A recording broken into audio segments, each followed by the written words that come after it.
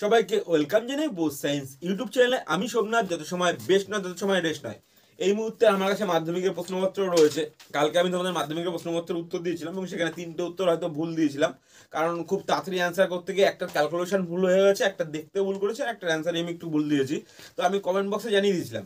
এইবার আসি এই প্রশ্নপত্র কালকে খুব তাড়াতাড়ি করে দেখেছিলাম, তার সেই সময় আলোচনা করা হয়নি যে কি হয়েছে না হয়েছে। একটা বড় ঝামেলা হয়ে গেছে প্রশ্নপত্র নিয়ে, সেটা তোমাদের সাথে আজকে আলোচনা করবো কি কি হয়েছে ব্যাপারটা। যেটা আমি শর্ট কোশ্চেন গতকাল করতে গিয়ে লক্ষ্য করেছি, সেটা তোমাদের আজকে বিস্তারিত বলবো। যে আউট অফ সিলেবাস কিছু কোশ্চেন দিয়েছে, আউট অফ সিলেবাস পুরোপুরিভাবে আউট অফ সিলেবাস কোশ্চেন দিয়েছে। তোমাদের বইয়ে যে অঙ্ক না সেইটা পর্যন্ত তোমাদের বইতে, তোমাদের সিলেবাসের মধ্যে যেটা নেই সেটা পর্যন্ত দিয়ে দিয়েছে ভৌতবিজ্ঞানের ক্ষেত্রে। 3 নাম্বার, যে টপিকটা তোমাদের বইটাই নেই সেটা দিয়েও কোশ্চেন দিয়েছে। আর ইভেন একটা শর্ট কোশ্চেন দিয়ে যেটার অ্যান্সার পরে বড় কোশ্চেনের মধ্যে ছিল। তাহলে এইরকম কোশ্চেন করার কোনো মানে হয় না। সরকার যেই না এর পক্ষে, তোমাদের পক্ষে কি পদক্ষেপ নেওয়া হবে বা কি পদক্ষেপ নেবে এই নিয়ে পরে বিস্তারিতভাবে তো আমি আলোচনা করবো, কিংবা কি নেওয়া উচিত যদি কখনো বলে আমি অবশ্যই বলে দেবো। সবার ফার্স্ট যেটা আসি, আয়তন প্রসারণ গুণাঙ্ক এবং চাপ প্রসারণ গুণাঙ্কের অনুপাত। এটা মোটামুটি বলা যায় 50-50%, কারণ আয়তন প্রসারণ গুণাঙ্কের চাপ প্রসারণ গুণাঙ্ক অনেক বইতে বের করা আছে, অনেক বইতে বের করা নেই। এবার তার জন্য সবাই তো আর সহায়িকা বই কিনতে পারে না। বোর্ড থেকে তো কোথাও নির্দেশ নেই যে সহায়িকা বইতে কিনতে হবে, সেখানেই থাকবে, সেখানেই পাবে তোমরা আনসার। সহায়িকা বই থেকে কোশ্চেন করবো। এবার এই কারণের জন্য এই যে কোশ্চেনটা 1.4-এর যে কোশ্চেনটা, সেই কোশ্চেনটা টেক্সট বইতে সঠিকভাবে ভালো করে অ্যান্সারটা দেওয়া নেই। এই কোশ্চেনটা রয়েছে প্রথম কোশ্চেন। কোচির সমীকরণ 80% বইতে আছে, 80% বইতে নেই। 1.5-এ যে কোশ্চেনটা রয়েছে এটা হচ্ছে কোচির সমীকরণ, ঠিক আছে। এটা 80% বইতে আছে, 20% বইতে নেই টপিকটা। এই একটা কনফিউশনের কোশ্চেন। সব থেকে বড় কনফিউশন তোমাদের আউট অফ সিলেবাস যে কোশ্চেনটা দিয়েছে, দেখো 1.10, 1.10-এ যে কোশ্চেনটা, তড়িৎ ধনাত্মকতার উদ্যোগক্রম। দেখো তোমাদের বইতে টপিকটাই নেই তড়িৎ ধনাত্মকতা, তোমাদের বইতে টপিক আছে তড়িৎ ঋণাত্মকতা। তোমাদের বইতে টপিক আছে তড়িৎ ঋণাত্মকতা কি।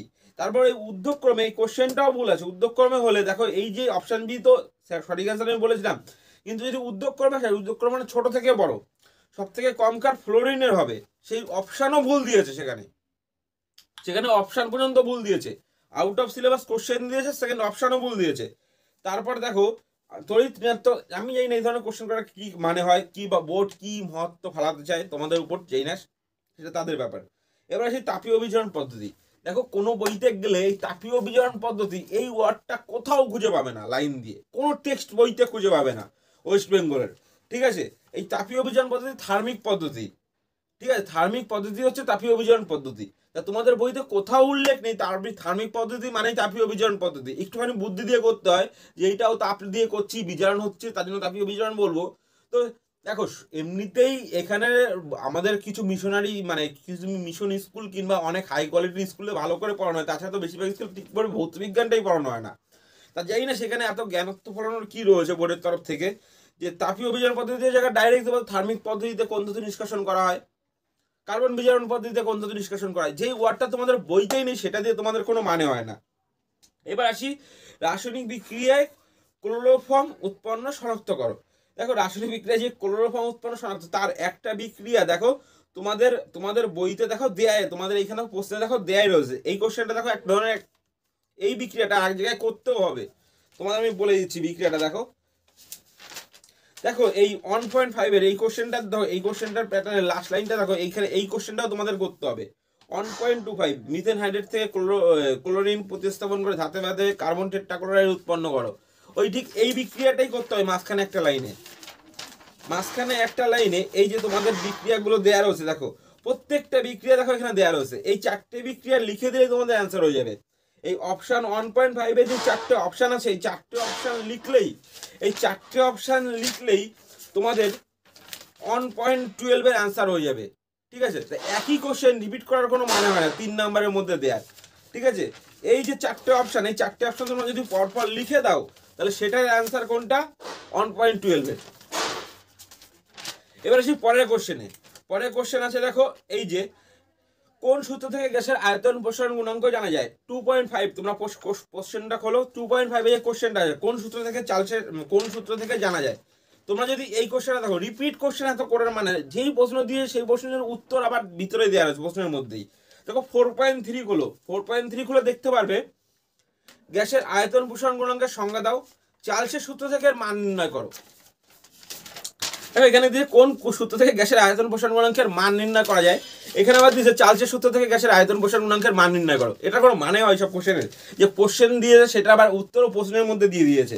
এবার আসে যেটা 3.3 যে অথবার কোশ্চেনটা রয়েছে তাকে আলোর ক্ষেত্রে, এই যে কোশ্চেন এটা তোমাদের সিলেবাসেরই কোশ্চেন না, বাস কথা এই অঙ্কটা তোমাদের সিলেবাসেরই অঙ্ক না, তাহলে এই কোশ্চেন আউট অফ সিলেবাস কোশ্চেনদের তো কোনো মানেই হয় না।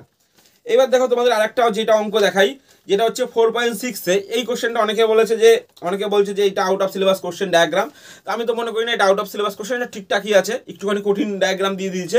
তোমাদের বইতে ডায়াগ্রাম দিয়ে অনেক অঙ্ক আছে, অনেক অঙ্ক দেয় সিলেবাসে, ঠিক আছে, এটা মানা যায় 4.6 আর যেটা তোমাদের বললাম 4.12 যেটা বললাম যে কার্বন মিথেনাইডের ওই যে 4টে স্টেপ 4.12 সম্পূর্ণ অ্যান্সার হবে, 4.12 সম্পূর্ণ অ্যান্সার হবে 1.5 তাহলে কতগুলো জিনিস লক্ষ্য করলাম আজকে। কিছু টপিক দিয়েছে, তড়িৎ ধনাত্মকতা টপিকটা তোমাদের বইতে নেই, সেই টপিকটা ধরে দিয়ে দিয়েছে। তাপীয় বিজারণ ওয়ার্ডটা তোমাদের বইতে কোথাও নেই, সেই টপিকটা জানি না কেমন করে তোমাদের দিয়ে দিয়েছে। 1.5 যেই অপশানের অ্যান্সারগুলো সেটা 4.12 অ্যান্সারের পুরোপুরি সেম টু সেম হবে, যা আছে ওই এই 4টে বিক্রিয়া পরপর লিখে দিলে তোমাদের অ্যান্সার হয়ে যাবে। এবার আসি 1.14 চাপীয় আয়তন প্রসারণ গুণাঙ্ক এবং চাপ গুণাঙ্কের অনুপাত, এই কোশ্চেনটা একটুখানি ঠিক আছে, তাও বলবো যে কোশ্চেনটা একটুখানি অন্যরকম ভাবে করা উচিত ছিল, মান জিজ্ঞাসা করা উচিত ছিল, অনুপাতটা দেওয়া ঠিক হয়নি। 1.5 যে কোশ্চেনটা কচির সমীকরণ, ঠিক আছে, একটুখানি কঠিন দিয়েছে, এটা না দেওয়াই ঠিকঠাক ছিল, কিংবা ধরো আমাদের যেই সব কোশ্চেন রয়েছে জানা সেই সব কোশ্চেন ঘুরিয়ে করুক, সেটা ভালো কোশ্চেন ছিল।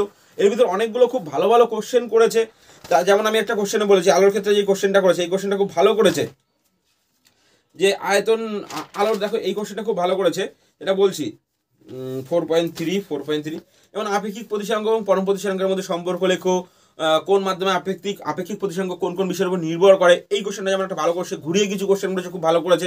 কিন্তু এই কোশ্চেনগুলো তো কোনো মানে হয় না, যেইগুলো তোমাদের বইতে নেই কিংবা আউট অফ সিলেবাস টপিক রয়েছে। তারপর যেমন হচ্ছে যেই আয়তন প্রসারণ গুণাঙ্কর মান কত কোন সূত্র থেকে পাওয়া যায়, সেই কোশ্চেনটার অ্যান্সার আমি আবার পরে দিয়ে দিলাম, এই কোশ্চেনগুলোর মানে কি, এটা ফাজলামো ছাড়া কিছু নেই জিনিসটা। তারপর হচ্ছে 3.3 যে বেদের অঙ্ক কাছের সময় বের করতে বলেছে, এটা তো তোমাদের কোশ্চেনই না সিলেবাসের, তাহলে তোমাদের দেওয়ার কোনো মানে হয় না। তারপর হচ্ছে এইখানে তোমাদের যেটা বললাম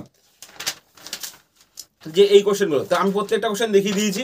যদি বোর্ডের তরফ থেকে এই নিয়ে ফার্দার কোনো ইনফরমেশন আছে আউট অফ সিলেবাস কোশ্চেন করার জন্য, কিংবা কোনো কিছু নিয়ে ফার্দার যদি কোনো ইনফরমেশন আছে আমি তোমাদের সাথে অবশ্যই সেটা শেয়ার করব, এবং খুব তাড়াতাড়ি তোমাদের কি মনে হয় প্রশ্নপত্র নিয়ে কেমন হয়েছে কি না হয়েছে, তোমাদের যদি কোনো মতামত থাকে কমেন্ট বক্সে অবশ্যই জানিও, ঠিক আছে। আর 3 নাম্বার কথা হচ্ছে যে এরপরে মাধ্যমিক নিয়ে পরে তোমরা কি করবে সেই নিয়ে বিস্তারিত আজকে রাত্রে কিংবা কাল সকালের মধ্যে একটা ভিডিও আসতে চলেছে খুব তাড়াতাড়ি। আর উচ্চ মাধ্যমিকের উপরেও সাজেশন থেকে শুরু করে সমস্ত কিছু আসতে চলেছে, তা খুব তাড়াতাড়ি দেখা হচ্ছে আবার তোমাদের সাথে নতুন ভিডিও নিয়ে, ঠিক আছে, চলো টাটা, বাই বাই।